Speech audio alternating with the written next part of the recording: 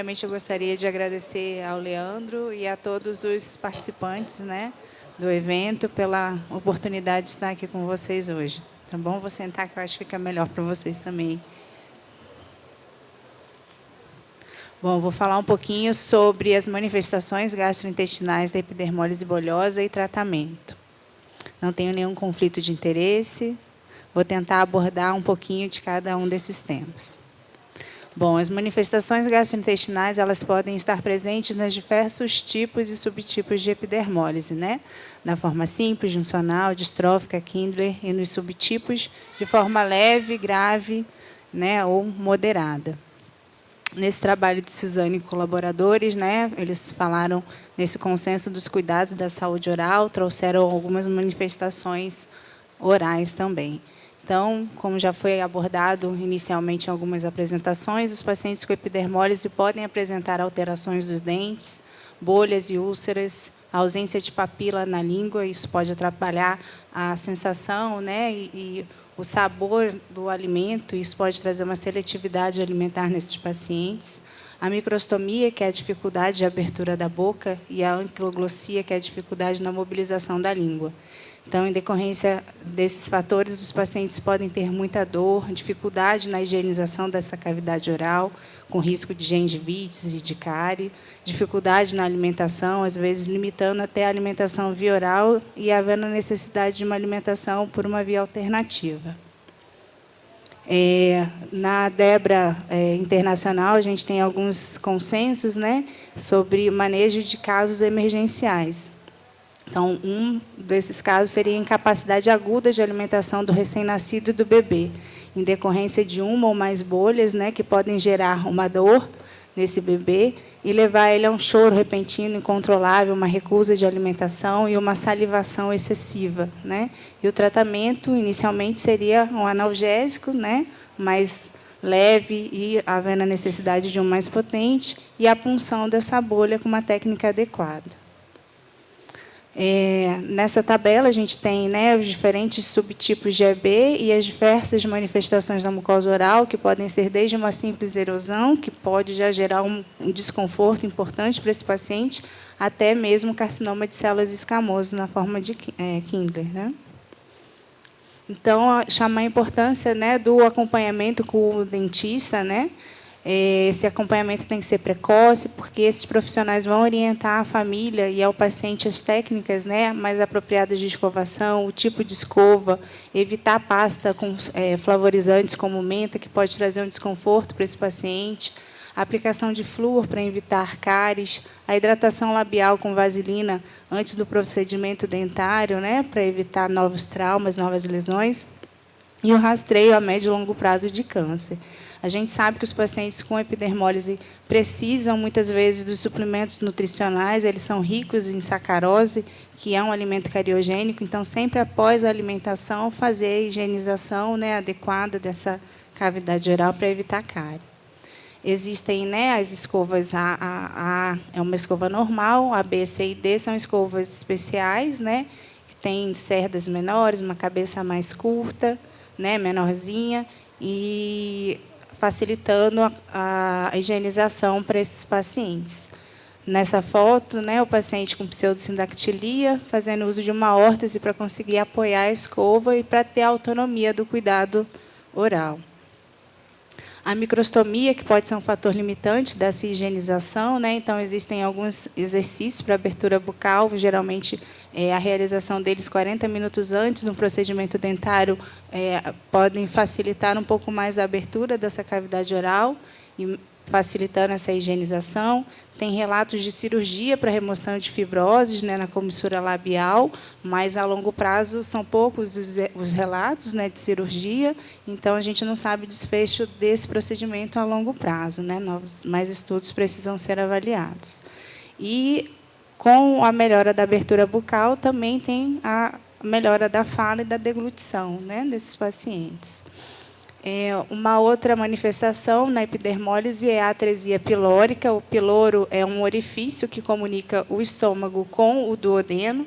Então, o paciente, ainda intraútero, ele já pode ter esse piloro obstruído totalmente, né, e impossibilitando a passagem do gás e do conteúdo alimentar para o restante do trato gastrointestinal. Então, isso já pode ser visualizado no ultrassom, né, do pré-natal dessa mãe, mostrando um polidrâmino, o aumento do líquido amniótico e a dilatação do estômago.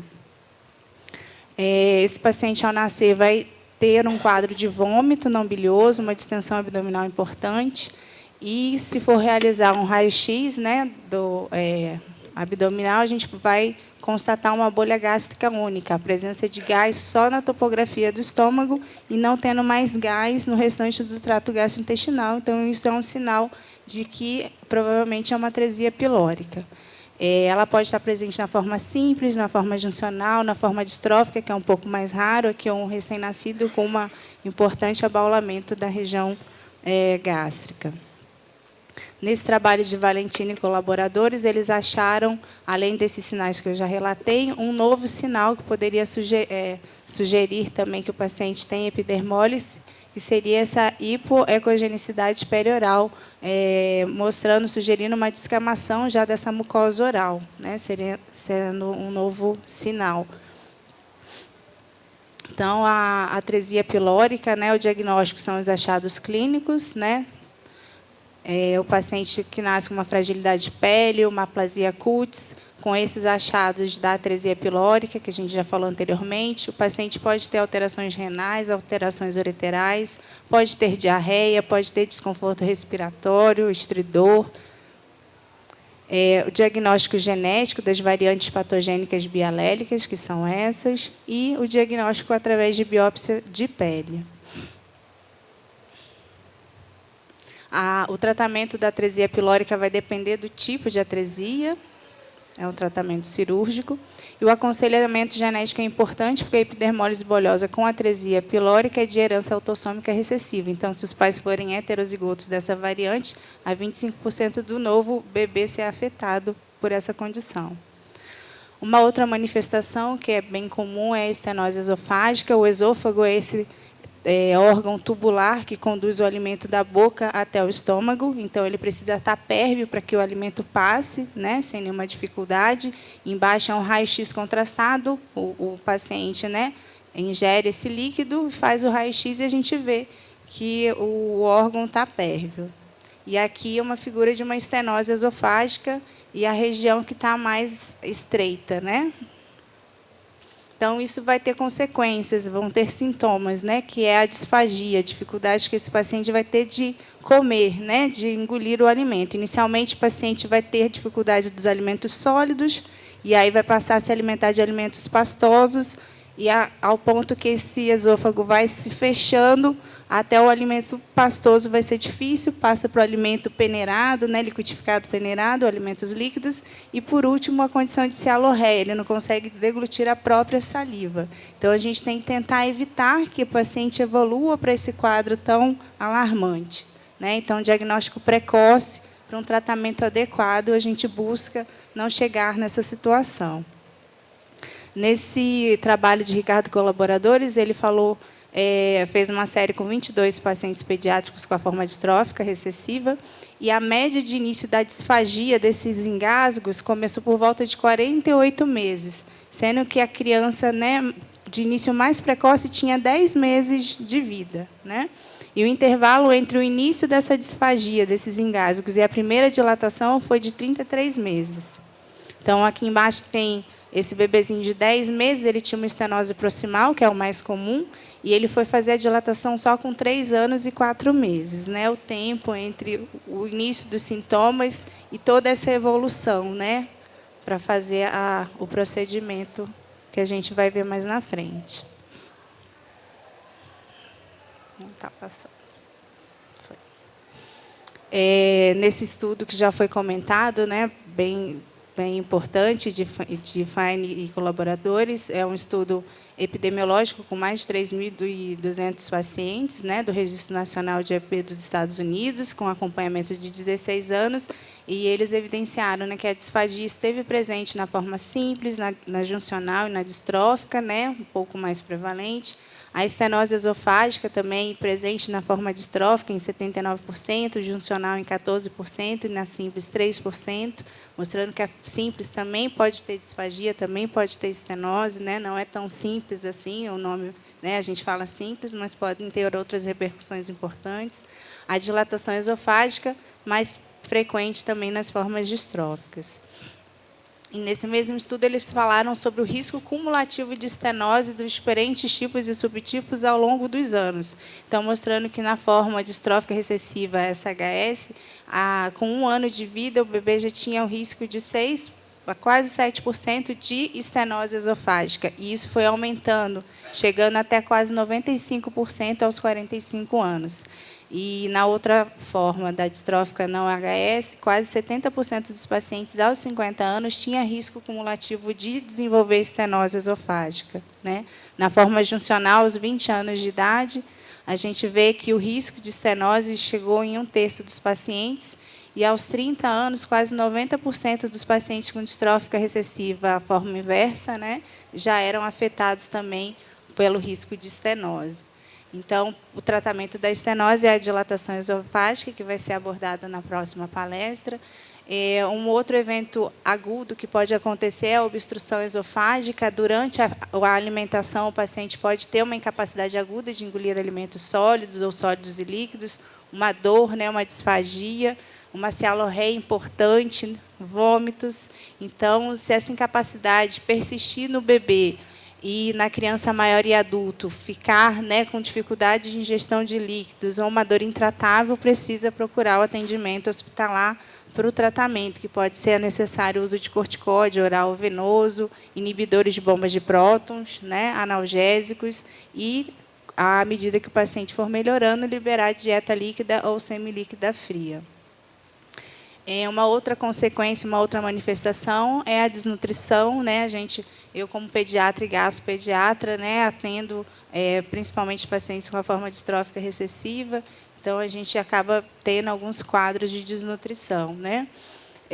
Então, em decorrência da dor, dos engasgos e do vômito, o paciente acaba consumindo, né, uma oferta inadequada dos nutrientes, porque essa dieta passa a ser liquidificada, peneirada, então perde caloria, perde fibra, que é importante para esse cocô ficar mais macio, né? Tem carência de macro e micronutrientes. Além disso, o paciente com EB tem esse processo inflamatório crônico, um processo de cicatrização frequente, as infecções de pele e a má absorção intestinal, tudo isso culmina com baixo ganho de peso e, a longo prazo, com uma desnutrição. Então, nesse mesmo trabalho do Registro Nacional de EB americano, eles também avaliaram o risco de falha de crescimento ao longo dos anos nas formas de EB. Então, na forma juncional, com 1 ano, 40% das crianças já tinham esse risco de falha de retardo de crescimento, e com 2 anos, 52%. Na forma distrófica, isso também aconteceu. Com 1 ano, quase 15% dos pacientes já tinham risco de retardo do crescimento, e isso foi aumentando ao longo dos anos. Então, as crianças com EB gravemente afetadas geralmente não ganham peso. A forma distrófica geralmente tem o maior risco de complicações gastrointestinais. O retardo de crescimento é uma preocupação, principalmente na juncional e na distrófica recessiva, e é importante um acompanhamento multidisciplinar para melhorar, né, o cuidado e a qualidade de vida desses pacientes. Então, a gastrostomia também foi abordada nesse trabalho, foi feita principalmente nas formas distróficas recessivas e juncionais, principalmente pelo fato deles terem maiores, né, frequências de estenose, desnutrição e retardo do crescimento. E, nesse trabalho, 16 pacientes com a forma distrófica realizaram a substituição do esôfago por transposição colônica, né? O Heimer e colaboradores, nesse trabalho sobre a história natural de crescimento e anemia, também foi um estudo com 157 crianças com a forma distrófica recessiva e 43 com a forma juncional, num centro na Alemanha. Tiveram como resultados o comprometimento do peso já por volta de 1 ano de idade, 1 ano e meio de idade, dos pacientes com a forma distrófica recessiva. Após 8 anos, 50% dos pacientes com a forma distrófica já tinham baixo peso, e, após os 10 anos, 50% já tinham baixa estatura. e a anemia já era vista a partir do 2º ano de vida. Então, o comprometimento nutricional ele ocorre precoce nas formas distróficas, né? Então, a importância de uma intervenção logo no primeiro ano de vida, né, desse paciente. Então, a gastrostomia ela pode ser considerada quando as necessidades nutricionais não estiverem sendo suficientemente atingidas por via oral.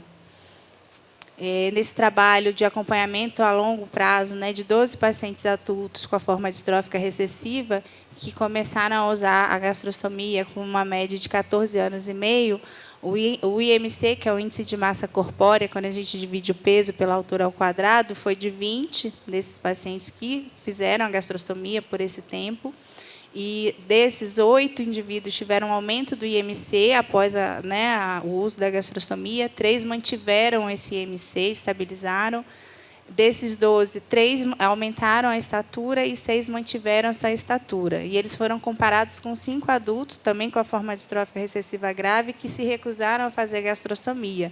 E desses 5, 4 conseguiram atingir a altura, né, normal, mas nenhum conseguiu atingir o índice de massa corpórea normal. Então, a conclusão desse trabalho foi que, ao aumentar a injeção nutricional e a alimentação via gastrostomia, levou a uma melhora do índice de massa corpórea e ajudou a manter ou melhorar o crescimento linear desses pacientes. A Ana Paula, que é a nutricionista que trabalha com a gente, muito conhecedora da epidermólise, ela fez esse estudo. Então, foi uma meta-análise com 7 estudos envolvendo 146 pacientes, e o resultado desse estudo foi que a gastrostomia ela foi realizada em crianças entre 4 e 9 anos, e a maioria obteve uma melhora no status nutricional, principalmente uma melhora importante na qualidade de vida com relação à redução do estresse na alimentação. E a conclusão foi que a gastrostomia é uma opção segura e efetiva para a melhora do status nutricional e qualidade de vida dos pacientes com EB. Uma outra manifestação importante é a constipação. A prevalência dela na pediatria, em geral, é de 5% a 30%. Isso vai depender da classificação, né, do que se entende por constipação. Então, por isso, essa prevalência é tão distinta. Nesse trabalho de TENG colaboradores, eles evidenciaram que a constipação na epidermólise variou entre 40% até 75%. Então, é uma prevalência bem alta. Então, por que isso? O paciente com uma dieta pobre em fibra, baixa ingestão de água, vai causar fezes mais ressecadas, e isso pode gerar fissuras e erosões, e esses pacientes já podem ter essas lesões perianais, gerando ainda mais dor com essas fezes ressecadas. Então, a criança vai ter uma postura que a gente chama de retentiva, ela vai ficar com medo de evacuar, vai segurar ao máximo essas fezes.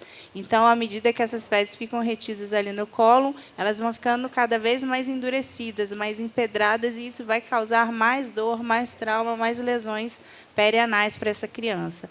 As medicações que a gente pode utilizar para a dor podem ter como efeito colateral a constipação, Então, isso tudo vira um ciclo vicioso. A gente usa geralmente para classificação de o que é a constipação, os critérios de Roma 4. Constipação seria essa dificuldade, a dor que o paciente sente ao evacuar, e não necessariamente depende da quantidade de tempo que ele fica sem evacuar. Não é porque uma criança evacua todo dia que ele não possa ter constipação, Então, às vezes, ele faz, sim, evacua todo dia, mas são fezes grossas que causam dor, desconforto, isso já é considerado constipação, tá? Então, são alguns critérios que a gente usa para a classificação da constipação. A gente usa também muitas as escalas de Bristol e a escala de Bruxelas para crianças que usam fraldas. O tipo 1 e 2 são os pacientes que têm um quadro de constipação intestinal. Então, isso é mais simples para o paciente e para os pais, cuidadores, mostrarem o tipo de fezes do seu filho e para a gente poder tratar de uma maneira adequada. Nesse trabalho também, que desse registro nacional, que eu já tinha trazido anteriormente, mostra a constipação, principalmente na forma distrófica, mas também presente na forma juncional, na forma simples. A presença das fissuras anais, da estenose anal, que também pode estar presente nesses pacientes.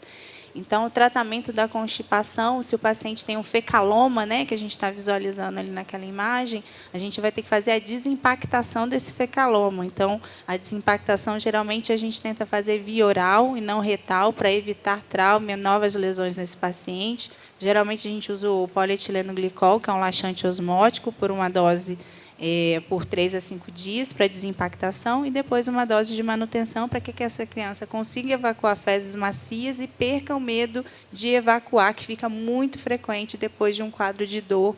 A criança tem esse medo, essa postura retentiva. Tá? Então, a melhoria da ingestão de água, uma alimentação mais saudável. Às vezes, a criança não consegue comer, né, a comida naquela consistência, né, a fruta in natura, então vai ter que amassar. Então, isso vai perdendo o teor de fibra. Então, à medida que a gente fez a desimpactação e fez esse tratamento de manutenção com esses laxativos, a gente vai, junto com a equipe de nutrição, suplementar a quantidade de fibras de uma outra maneira. Tá? Então, a Debra Brasil tem alguns consensos, alguns documentos bem interessantes, né, sobre a orientação nutricional, os cuidados e manejo de paciente com constipação, a Debra Internacional também. A atividade física também faz parte do tratamento, né, da constipação. E depois que essa criança já está evacuando fezes macias, que perdeu o medo, se ele ainda estava com a fralda, aí, depois que ele perdeu esse medo e está evacuando normalmente, a gente vai fazer o recondicionamento intestinal, com o redutor da tampa de vaso, né, com apoio para os pés. Então, concluindo aqui, é que a epidermólise ainda não tem cura.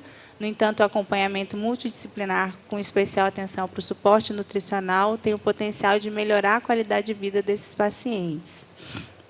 Eu faço parte de uma comissão multiprofissional lá no Hospital Universitário de Brasília. A Ana Paula, que é a nutricionista, é a nossa coordenadora. Aqui para homenagear meu colega, Dr. Roberto Zílio, que em 2021 foi lá, junto com a ajuda da Debra, treinar a equipe de endoscopistas, né, para a gente realizar as dilatações. Graças a ele, isso está caminhando melhor. Muito obrigada, viu, Dr. Roberto? E aqui um pouquinho da nossa equipe. Obrigada, gente.